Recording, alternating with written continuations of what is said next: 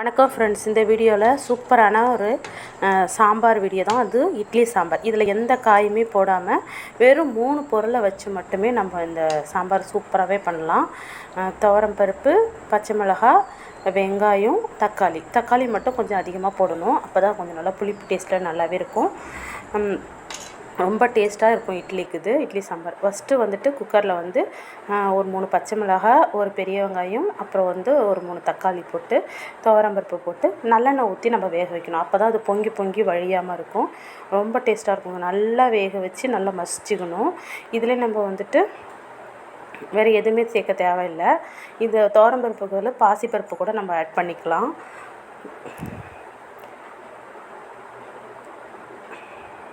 இதில் தாளிக்கிறதுக்கு எண்ணெய், கடுகு, காஞ்ச மிளகாய், கருவேப்பிலை இதெல்லாம் போட்டு நல்லா தாளிச்சிட்டு பெருங்காயம் லாஸ்ட்டாக போட்டால் போதும். இப்போ எண்ணெயில் போட தேவையில்லை.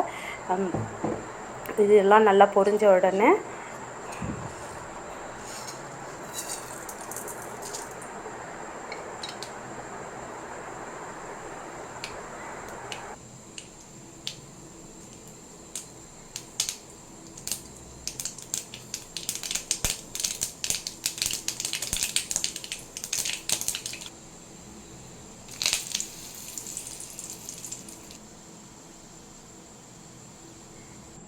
அதில் நம்ம அந்த வேக வச்ச தக்காளி, வெங்காயம், பருப்பு எல்லாத்தையும் போட்டுட்டு அதில் தேவையான அளவு தண்ணி, அப்புறம் ஒரே ஒரு ஸ்பூனு மிளகாய்த்தூள். இதில் காஞ்ச மிளகாவும் போட்டிருக்கோம், பச்சை மிளகாவும் போட்டுக்கிறதுனால மிளகாய்த்தூள் கம்மியாக போட்டால் போதும்.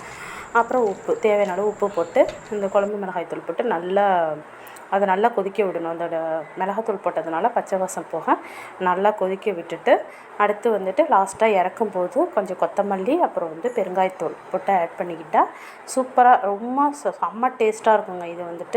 இது வேணால் ட்ரை பண்ணி பாருங்கள். ட்ரை பண்ணி பார்த்து நீங்களே சொல்லுவீங்க.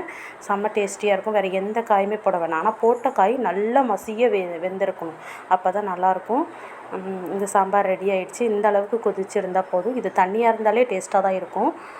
அப்புறம் நம்ம சுட சுட இட்லியோட சாப்பிட்லாம். இந்த வீடியோ பிடிச்சிருந்தால் லைக் பண்ணுங்கள், ஷேர் பண்ணுங்கள், மறக்காமல் சப்ஸ்கிரைப் பண்ணி சப்போர்ட் பண்ணுங்கள். Thank you friends.